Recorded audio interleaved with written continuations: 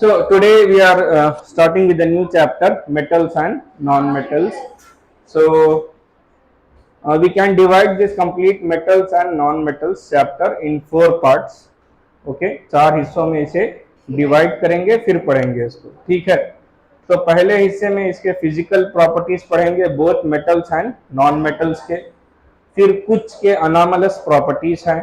फिर दूसरे हिस्से में हम लोग पढ़ेंगे इसके केमिकल प्रॉपर्टीज. तीसरा हिस्सा हम will go with like formation of sodium chloride, magnesium chloride, ionic compounds के बारे में पढ़ाई है, वो उसको तीसरा बना लेंगे. और फोर्थ पार्ट में हम लोग अकरेंस ऑफ मेटल्स का एक टॉपिक है, जिसमें मेटल्स किस तरह एक्सट्रैक्ट किया जाता है वो सब पढ़ेंगे. क्लियर? तो इसको 4 पार्ट्स में डिवाइड करते हैं. तो कोशिश करता हूं मैं कि आज की क्लास में एटलीस्ट एक पार्ट इसका क्या हो, कंप्लीट हो. क्लियर? पीछे वालों को मेरी आवाज सुनाई दे रही है? Okay. Why you are sitting so congestedly? You can one of them can come to this bench, right? है चेयर लेके बैठ जाओ. ओके. सो फिजिकल प्रॉपर्टीज देखते हैं मेटल्स के. मेटल्स के क्या है बोलो? Physical properties. तो physical properties you can make a note of it. Physical properties में ओके सबसे पहले हम बोलेंगे मेटल्स क्या होते हैं? सॉलिड होते हैं, राइट? तो metals are solid, metals are hard. Metals की जो बॉइलिंग पॉइंट होती है वो बहुत हाई होती है, तो लिखेंगे हाई, सॉरी ना, मेल्टिंग पॉइंट बोलेंगे, high melting point. Okay. Thank. This is not right. Who is this? I have given to one girl. It's blinking. है, लाइट है. Okay. So metals are solid, metals are hard, metals have high melting point. ठीक है. Now listen. The surface of the metals, okay, will shine.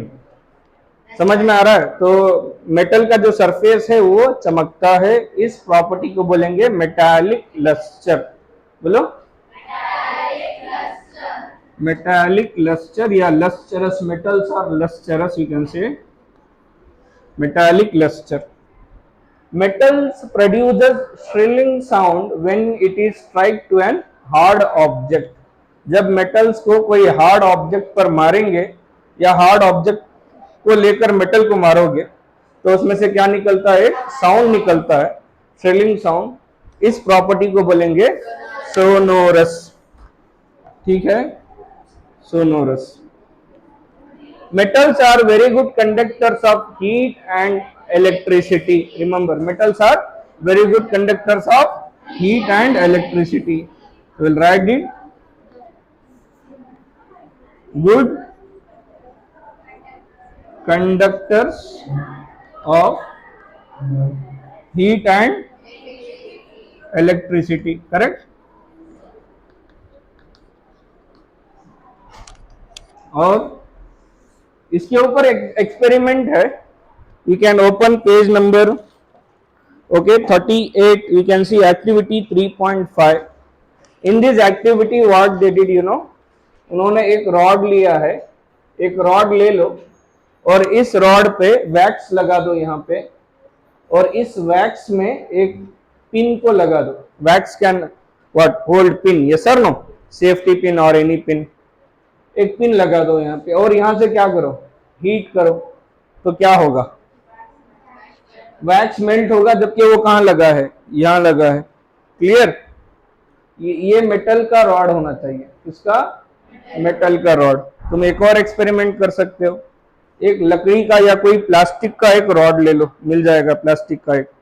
Okay, rod type anything, इतना लंबा, और उसमें भी wax लगा के क्या लगा दो? पिन लगा दो, और यहाँ पे हीट करो. यू विल फाइंड दैट यहाँ पे हीट करोगे तो ये मेल्ट हो जाएगा, लेकिन ये मेल्ट नहीं होगा। ओवरऑल इसमें हीट जो है यहां से यहां ट्रांसफर नहीं होता है।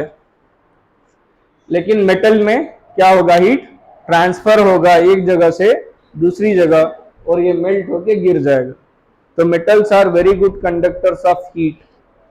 इसी तरह ये गुड कंडक्टर होता है किसका, इलेक्ट्रिसिटी का। Whereas plastic okay bad conductor of heat है और बैड कंडक्टर ऑफ इलेक्ट्रिसिटी है। प्लास्टिक बनता किसे, इट इज ए हाइड्रोकार्बन, तो नॉन मेटल है। Okay clear. बिकॉज ये बैड कंडक्टर ऑफ इलेक्ट्रिसिटी है, हम इसको कवरिंग में यूज करते हैं। किसको कवरिंग में, मेटल्स के वायर्स को। you know right, whatever wires we see, so metallic wire is inside the, ऊपर जो रबर टाइप का प्लास्टिक जैसा है वो होता है पीवीसी। क्या बोलेंगे full form, anybody, polyvinyl chloride. Repeat करो, पॉलीविनाइल क्लोराइड। पीवीसी प्लास्टिक का एक टाइप है। ओके नाम क्या है, पॉलीविनाइल क्लोराइड, रबर जैसा होता है।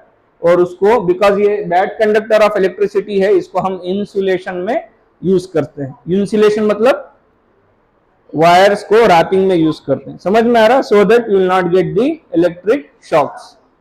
क्लियर, समझ में आ रहा ना। along with this there are what,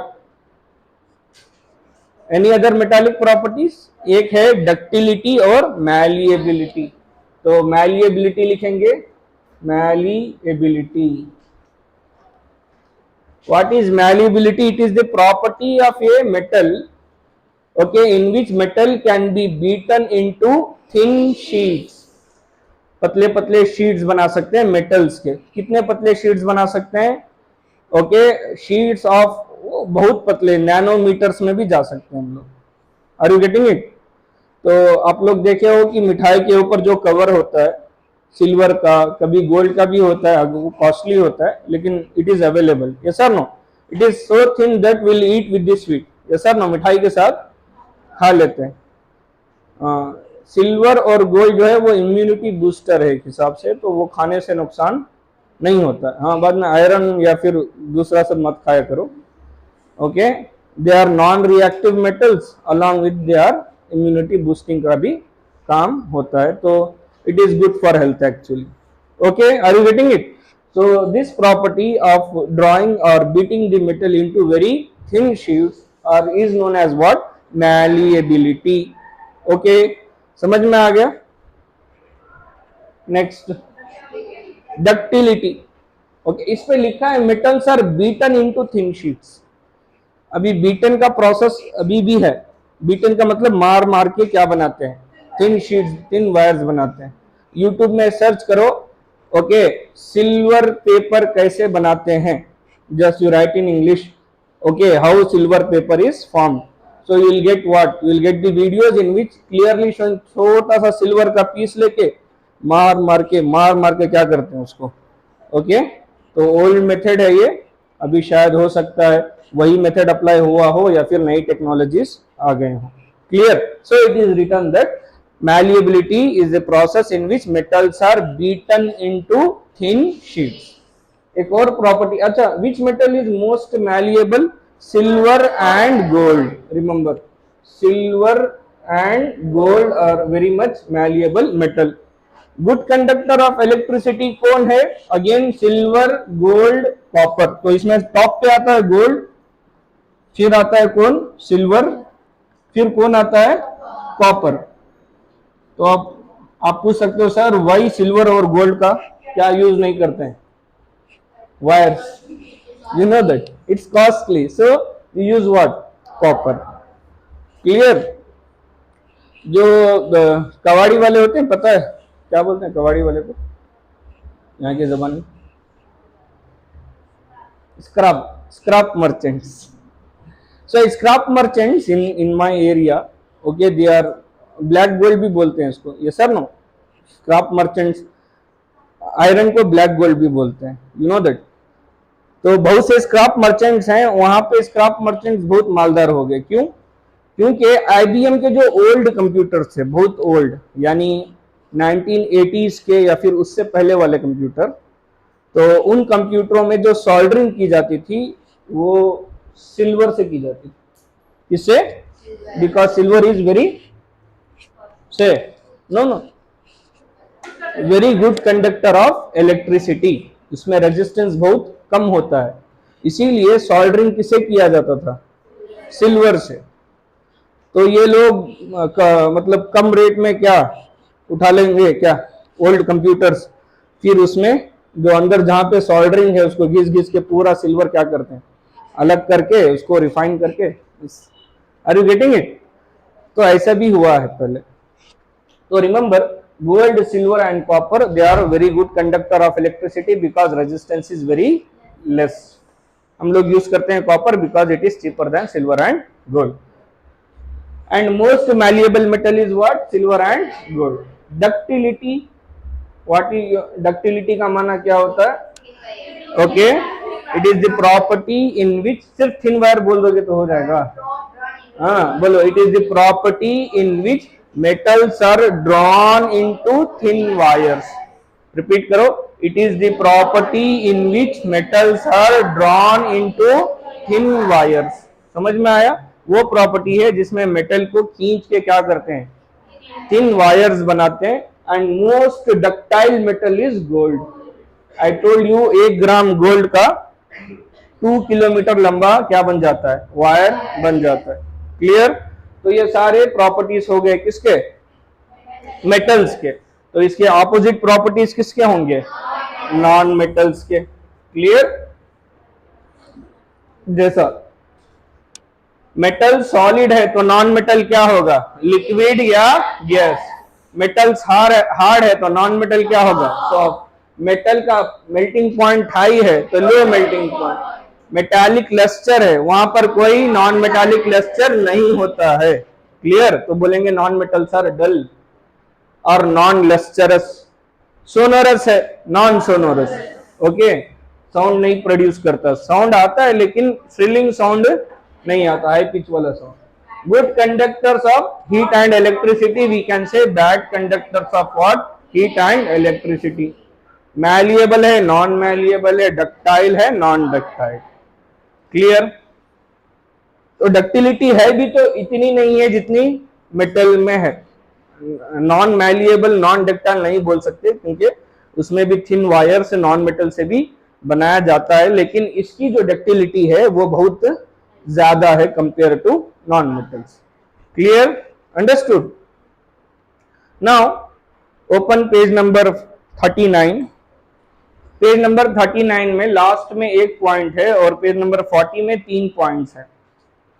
again this is very important for your examination. यहां पर वो ये चारों पॉइंट्स में कुछ ऐसे मेटल्स और नॉन मेटल्स के बारे में है जो इन प्रॉपर्टीज को फॉलो नहीं करते, जो इन प्रॉपर्टीज को फॉलो, ये जनरल है। ये जनरल मतलब most of the metal have this property but there are few metals and non metals which don't follow these properties. For example, मैंने कहा कि सारे मेटल्स सॉलिड होते हैं, लेकिन एक मेटल है मर्क्यूरी जो क्या होता है? लिक्विड होता है, तो इसको क्या कहेंगे? Liquid metal. कहां पे? ये मेटल भी लिक्विड होगा ना। अभी फॉर एग्जांपल टेक आयरन, अभी सॉलिड है, हीट करेंगे तो क्या हो जाएगा? लिक्विड हो जाएगा, मेल्ट हो जाएगा, राइट? यस और नो? तो फिर भी हम मेटल को क्यों सॉलिड बोल रहे हैं? Solid at room temperature. ये रूम टेम्परेचर में क्या होता है? लिक्विड होता है। समझ में आ रहा है? ये रूम टेम्परेचर में क्या होता है? लिक्विड होता है। Okay, clear? कौन? मर्क्यूरी। मेटल्स हमने कहा हार्ड है, कुछ मेटल्स हैं जो बहुत सॉफ्ट हैं। कैसे? Alkali metals. बोलो, अल्कली मेटल्स। पार्ट 2 में जाएंगे, वहां पे पीरियोडिक क्लासिफिकेशन ऑफ एलिमेंट्स है, तो उसमें हम देखेंगे कि अल्कली मेटल्स होता क्या है। ओवरऑल फर्स्ट ग्रुप मेटल्स को क्या बोलेंगे? अल्कली मेटल्स, जैसे sodium, potassium. Okay, these are what? Soft metals. कितने सॉफ्ट होते हैं? You can cut with the knife, चाकू लेके ऐसे कट कर सकते हैं, जैसा केक काटते हो ना, उसी तरह कट होगा वो। Okay, next, metals have high melting point. There are few metals with low melting point like cesium and gallium. Alkali metals क्या है? सॉफ्ट है. ठीक है, SOFT soft. Caesium and gallium. Caesium and gallium क्या है? Metals of low melting point. So you can write metals of what? Low. MP लिखता हूं melting point. मैंने मध्य प्रदेश नहीं करूंगा. Member of parliament. It is all in social. In science, MP is what? Melting point. BP means boiling point. अब मैं BP sir blood pressure वो biology में. अभी वी आर इन केमिस्ट्री. समझ में आ रहा है ना? Understood. MP is here melting point. समझ में आया? सीजियम गैलियम का मेल्टिंग पॉइंट कम होता है. कितना कम होता है? हाथ पे रखो, हाथ की पाम पे रखो. पाम मतलब हाथ. हथेली. हथेली पे रखोगे तो इसकी गर्मी से मेल्ट हो जाएगा. समझ में आ रहा है ना? बॉडी टेम्परेचर अप्रोक्सीमेटली 37 डिग्री होता है. 37, 35, 37 पे ये क्या हो जाता है? मेल्ट हो जाता है. समझ में आ रहा है ना? तो मेल्टिंग पॉइंट इसका कम है.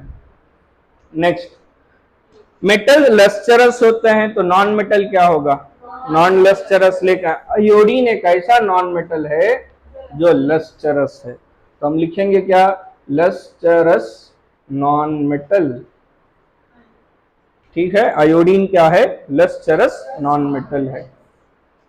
हमने कहा था मेटल्स हार्ड होते हैं. नॉन मेटल क्या होगा? सॉफ्ट. नॉन मेटल में कार्बन है जिसका एक एलोट्रोप है diamond. Remember, carbon is a non metal, उसका एलोट्रोप है डायमंड, जो बना किससे है? कार्बन से ही. कंप्लीटली कार्बन से बना है. और वो हार्डेस्ट नेचुरल सब्सटेंस है.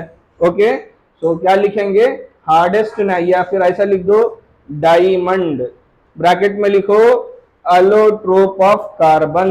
Allotrope of carbon. फिर एरो मार्क डाल के लिखो हार्डेस्ट नेचुरल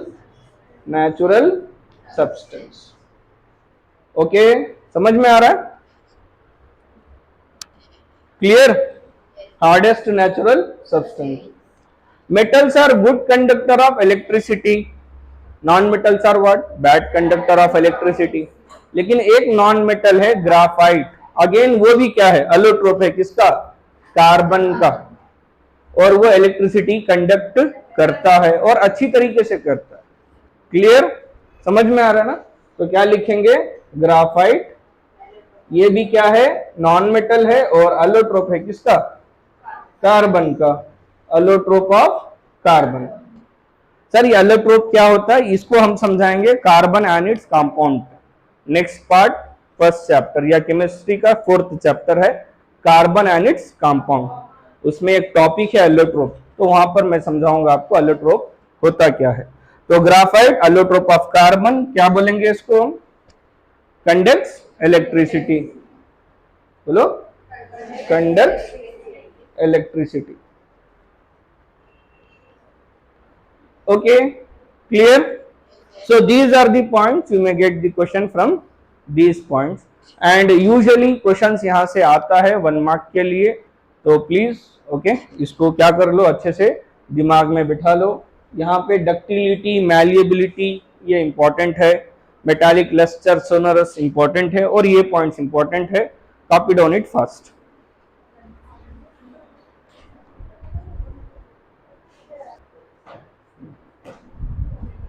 नेक्स्ट, ये फिजिकल प्रॉपर्टीज हो गए. हम लोग अब नेक्स्ट पढ़ेंगे क्या? केमिकल प्रॉपर्टीज, जिसमें पहली केमिकल प्रॉपर्टी है how do metal react with water. लिख लो. तो क्या है chemical property? Chemical properties of metals. इसमें पहला है how do metal react with, sorry oxygen, water नहीं oxygen. Remember, how do metal react with oxygen. Okay, तो याद रख लो. लिख लो ऐसे, मेटल प्लस O2 MO. क्या? Metal plus oxygen gives metal oxide. Repeat करो. metal plus oxygen gives metal oxide. Metal plus oxygen gives metal oxide. Example लेते हैं. एग्जाम्पल चैप्टर 1 में पढ़े थे, फर्स्ट पेज में, याद है? Magnesium Burns in the presence of oxygen. तो मैग्नीशियम को हम ऑक्सीजन के साथ मिला के बर्न कर रहे हैं, हीट कर रहे हैं, तो बनेगा क्या? Magnesium oxide. बैलेंस नहीं है, बैलेंस करो तो 2 लगेगा, 2 यहाँ पर. Iron react with oxygen to form iron oxide, Fe2O3. Okay, यहाँ पे 2 लगाओ तो 2 है, 3 है, 2 लगाओ, 3 2 जा, यहाँ पे 3 लगेगा, 3 2 जा 6, करेक्ट, 2 2 जा 4. अंडरस्टूड? तो iron reacting with oxygen to form what? Iron oxide. Aluminium react with oxygen to form aluminium oxide. ये कैसे बनता है बताया हूं पहले, याद है ना? वैलेंसी.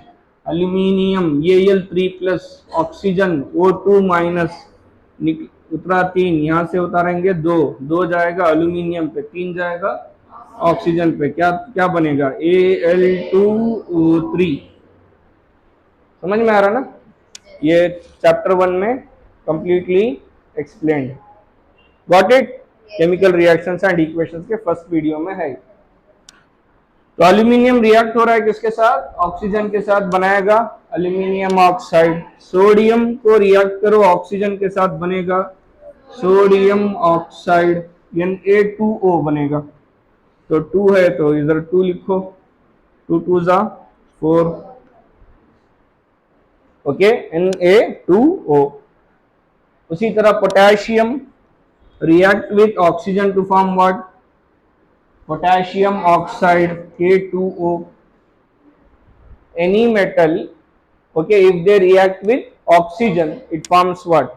Metal oxide. समझ में आया? Now my question is, metal oxide के बारे में हमने एसिड बेसिस में कहीं पे पढ़ा है, याद है?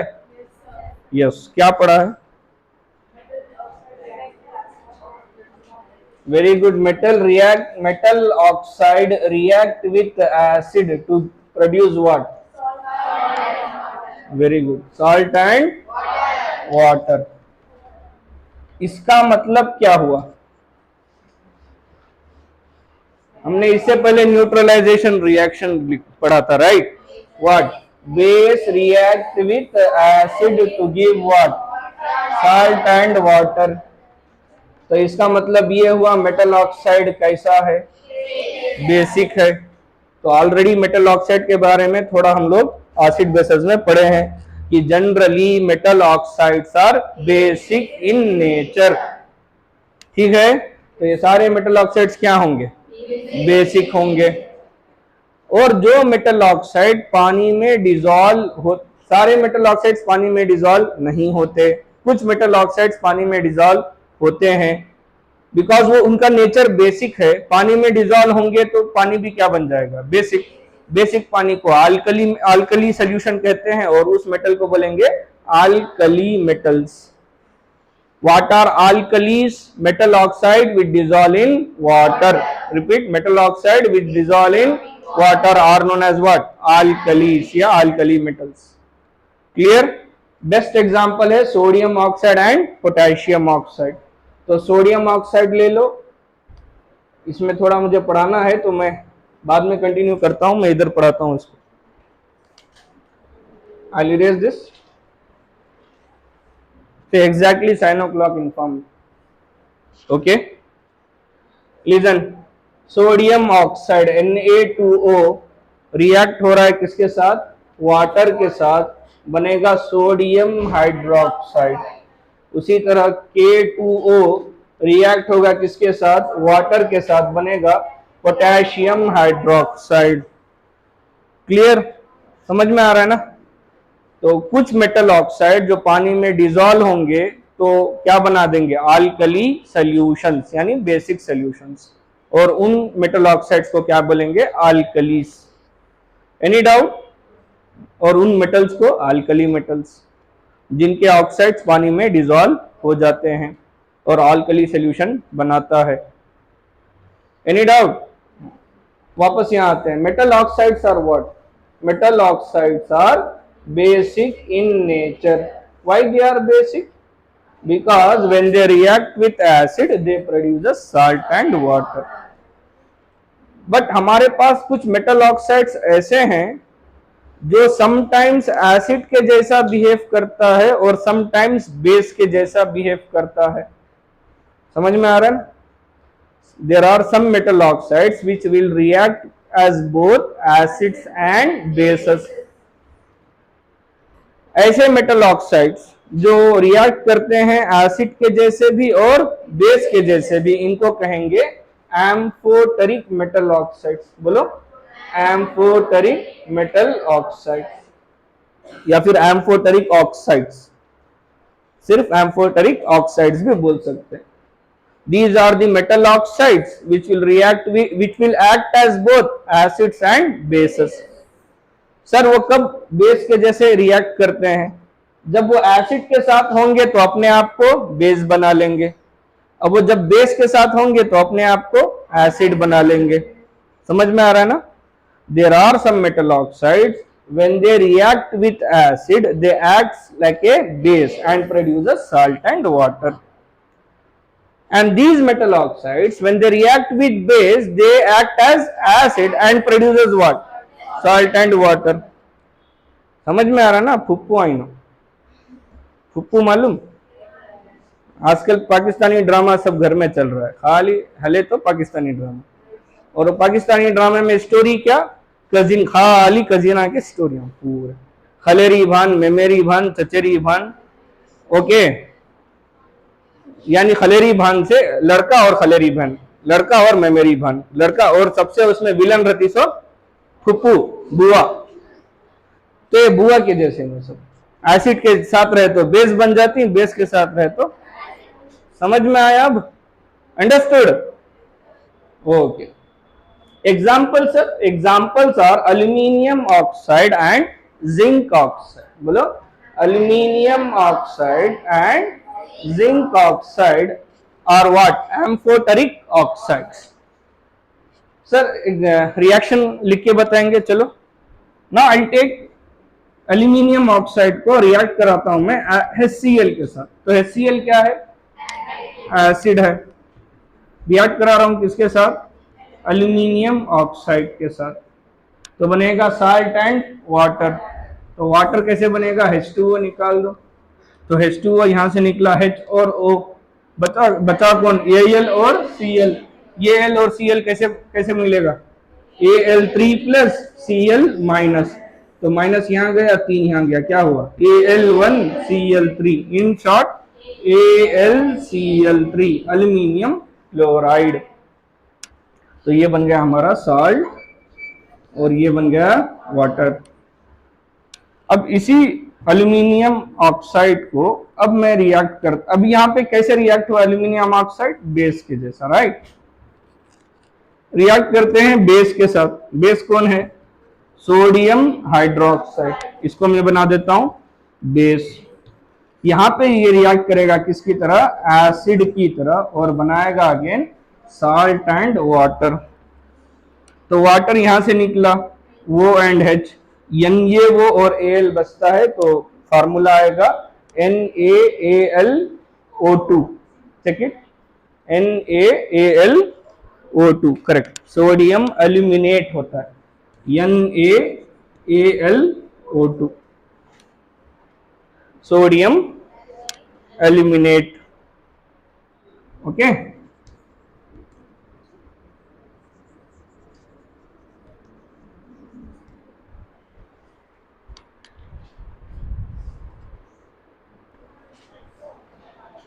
Now listen here. Here sodium hydroxide reacting with aluminium oxide to form sodium aluminate with water. यहाँ पे एल्यूमिनियम ऑक्साइड एक्ट कर रहा है एसिड के जैसा, यहाँ पे एल्यूमिनियम ऑक्साइड एक्ट कर रहा है बेस के जैसा, बेस की तरह, इधर एसिड की तरह. तो ऐसे ऑक्साइड्स, मेटल ऑक्साइड्स जो कभी एसिड बन जाते हैं कभी बेस बन जाते हैं, इनको क्या कहेंगे? Amphoteric oxides. Example aluminium oxide and zinc oxide. And these both the reactions are important, remember it. Okay, any doubt? Next हमने पढ़ा था कि metal reacting with oxygen. Remember, सारे मेटल्स ऑक्सीजन के साथ एक ही रेट में रिएक्ट नहीं होते। यहां पर रेट का माना मैं बोलिया था केमिस्ट्री में, रेट क्या होता है? क्या rate means? Rate means rate of doing work. Electricity में पढ़ाया था rate of doing work. Rate means time. तो रिमेंबर, केमिस्ट्री में जहां पर भी रेट माना टाइम होता है। समझ में आ रहा है ना? केमिस्ट्री और फिजिक्स दोनों में रेट आ गया तो वर्ड समझो टाइम। तो मैं ये बोल रहा हूं कि rate of metal reacting with oxygen is different for different metals. अलग अलग मेटल ऑक्सीजन के साथ अलग अलग टाइम में रिएक्ट होते हैं। क्या मतलब सर इसका? फॉर एग्जाम्पल आयरन है, आयरन को ओपन करके रख दो ऑक्सीजन में, तो एयर में ऑक्सीजन है, तो एयर के ऑक्सीजन से आयरन क्या करेगा? रिएक्ट होगा। यस और नो? करेक्ट, रिएक्ट होगा कि नहीं? तो रिएक्शन फास्ट है या स्लो है? बहुत स्लो है। यस और नो? उसी तरह तुम ले लो एक क्या, केरोसिन, सॉरी सोडियम। सोडियम को ओपन करके रख दो, जैसे ही ओपन करके रखोगे सोडियम को, सोडियम रिएक्ट होगा किसके साथ? ऑक्सीजन के साथ, और मेटल ऑक्साइड बनाएगा, यानी सोडियम ऑक्साइड बनाएगा। और ये रिएक्शन कौन सा टाइप का रिएक्शन है? A B giving C, A plus B giving C, combination reaction. I told all combination reactions are exothermic reaction. These are exothermic reactions, remember. Clear? तो आयरन रिएक्ट हो रहा है ऑक्सीजन के साथ, लेकिन रिएक्शन क्या है? स्लो है। तो हीट जो निकलेगा वो भी कैसे निकलेगा? Slowly slowly slowly. थोड़ा थोड़ा हीट निकला, चला गया एनवायरमेंट में, नो प्रॉब्लम एट ऑल। ले लो सोडियम, ओपन में रख दो, सोडियम रिएक्ट होगा किसके साथ? और सोडियम विगरसली रिएक्ट होता है। कैसे रिएक्ट होता है? विगरसली मतलब वो भूखे शेर को है ना खाना दे दो, कैसे खाएगा? तो ये भूखा है कौन? सोडियम। ऑक्सीजन मिला, फौरन रिएक्ट होगा, बहुत तेजी से रिएक्ट होता है। तो तेजी से रिएक्ट होगा तो हीट भी क्या होगा? तेजी से निकलेगा। इतना ज्यादा हीट निकलता है कि सराउंडिंग में अगर कोई फ्लेमेबल मटेरियल हो, यानी कोई ऐसा मटेरियल हो जिसमें आग लग जाता है, तो फौरन आग लग जाएगा उसमें। किसकी गर्मी से? यहां से निकलने वाली गर्मी से। कहां से? Sodium plus oxygen. जब सोडियम ऑक्साइड बनेगा तो उसके साथ साथ क्या निकलेगा? हीट। और वो हीट की वजह से आग लग सकता है अगर वहां पर कोई फ्लेमेबल मटेरियल हो। समझ में आया? इमेजिन करो मैं ये टेबल पे रखता हूं सोडियम, तो टेबल आग पकड़ता है, एवरीबडी नोज दैट, यस और नो? तो टेबल पे आग लग जाएगी। क्लियर? तो सारे मेटल एक ही रेट में ऑक्सीजन के साथ रिएक्ट नहीं होते। कोई मेटल स्लोली रिएक्ट होते हैं, कोई मेटल फास्ट रिएक्ट होते हैं। जैसे सोडियम पोटेशियम, ये फास्ट रिएक्ट होते हैं। क्लियर? इसीलिए हम लोग सोडियम को ओपन में नहीं रख सकते, तो किस में रखेंगे? केरोसिन में डुबाकर रखेंगे, इमर्स्ड इन केरोसिन ऑयल। क्योंकि केरोसिन क्या है? ऑयल है, तेल है। और ऑक्सीजन और तेल को कभी भी 36 का आंकड़ा होता है, तो ऑक्सीजन एंटर नहीं होता है। To protect the sodium we keep the sodium immersed in the kerosene oil. To protect the sodium we keep the sodium immersed in the kerosene oil. Okay okay, now listen here. ये जो metal oxide है, again I am going to the first chapter, first page. वहां पे क्या first experiment था, right? Activity था उसमें, जिसमें उन्होंने मैग्नीशियम रिबन को लेकर बर्न किया था, तो आपको डैजलिंग फ्लेम समवॉट मिला था, राइट? यस और no?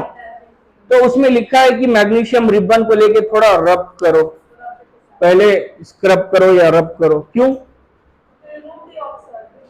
Yes, very good. To remove the oxide layer formed over the surface of the metal. कोई भी मेटल रख देंगे तो मेटल किससे रिएक्ट होगा? ऑक्सीजन के साथ। अच्छा, फॉर एग्जाम्पल, ओके, इमेजिन करो, ओके, ये हमारा क्या है? मेटल है, और मैं ओपन में रख रहा हूं, तो कौन सा पार्ट है जो ऑक्सीजन के साथ रिएक्ट होगा? सरफेस। तो reacting with oxygen and forming a oxide is a surface phenomena. मतलब क्या? वो चीज जो सरफेस पे होती है। समझ में ये बात? Any doubt? ऑक्सीजन अंदर तो नहीं जाएगा ना, ऑक्सीजन अंदर नहीं जाएगा, कहां रिएक्ट होगा? सरफेस पर। तो जो भी मेटल अगर ऑक्सीजन के कांटेक्ट में हो तो मेटल के सरफेस पर बन जाएगा एक मेटल ऑक्साइड का लेयर, और ये लेयर समटाइम्स प्रोटेक्ट करता है किस लेयर, किस मेटल को? अंदर वाले मेटल को, ऑक्सीजन के कांटेक्ट में आने नहीं देता है। तो इसीलिए वहां पे लिखा था कि पहले थोड़ा क्या कर लो, रब कर लो, सो दैट मैग्नीशियम डायरेक्ट किसके कांटेक्ट में है? फ्लेम के कांटेक्ट में है। ओके, सो समटाइम्स ये क्या ऑक्सीजन लेयर जो है वो प्रोटेक्ट करता है किसको? अंदर वाले मेटल्स को। आयरन में ऐसा नहीं होता है। आयरन का जो ऑक्साइड लेयर है वो रस्ट है एक्चुअली, और वो पाउडर के फॉर्म में होता है, तो वो बनेगा, पाउडर बन जाएगा, लेयर नहीं बनेगा। क्या बनेगा? Powder form. और हवा आया, वो पाउडर उड़ गया, फिर दूसरा मेटल कांटेक्ट में आ गया किसके? ऑक्सीजन के, तो धीरे धीरे धीरे क्या हो जाता है? खत्म हो जाता है। Are you getting it? Understood? Yes. तो इसी तरीके का एल्यूमिनियम ऑक्साइड, अगर ये मेरा एल्यूमिनियम मेटल हो तो ये ऑक्साइड लेयर क्या हुआ? Aluminium oxide. और जो एल्यूमिनियम ऑक्साइड है वो शाइनी होता है, और इसकी वजह से एल्यूमिनियम के जो आर्टिकल्स हैं या फिर जो मटेरियल्स हैं उसमें एक शाइनी पन आ जाती है। समझ में आ रहा है? उसका सरफेस शाइन होगा, और ये एल्यूमिनियम ऑक्साइड प्रोटेक्ट करेगा किसको? दूसरे एल्यूमिनियम जो अंदर है ना, एल्यूमिनियम, उसको। तो एक मेथड है जिसको बोलते हैं एनोडाइजिंग। क्या बोलते हैं? इसमें हम लोग जो है कोई भी एल्यूमिनियम आर्टिकल लेते हैं और उसको एनोड में कनेक्ट कर देते हैं। सर ये एनोड क्या होता है? बैटरी के पॉजिटिव टर्मिनल को हम लोग क्या कहते हैं? बोलो, एनोड कहते हैं। यानी एक बैटरी लो, दो वायर निकालो, और एक वायर जो पॉजिटिव टर्मिनल से निकला है इसको लगा दो किस पर? एल्यूमिनियम पर। ओके, समझ में आ रहा है ना? और इसको डिप कर दो इलेक्ट्रोलाइट में। यहाँ पर जो हमने इलेक्ट्रोलाइट लेते हैं वो HCl लेते हैं, हाइड्रोक्लोरिक एसिड। तो एनोड में ऑक्सीजन रिलीज होगा, वो ऑक्सीजन रिएक्ट होगा किसके साथ? एल्यूमिनियम के साथ, और बनेगा क्या? Aluminium oxide. वो एल्यूमिनियम ऑक्साइड एल्यूमिनियम के सरफेस पर लग जाएगा। इसको बोलते हैं एनोडाइजिंग, जिससे प्रोटेक्ट होता है कौन? एल्यूमिनियम प्रोटेक्ट होता है, और उसके ऊपर एक शाइनी फिनिश आती है। Clear? So I'll stop here. Next I'll teach you the second chemical property of metals, that is how metal react with water.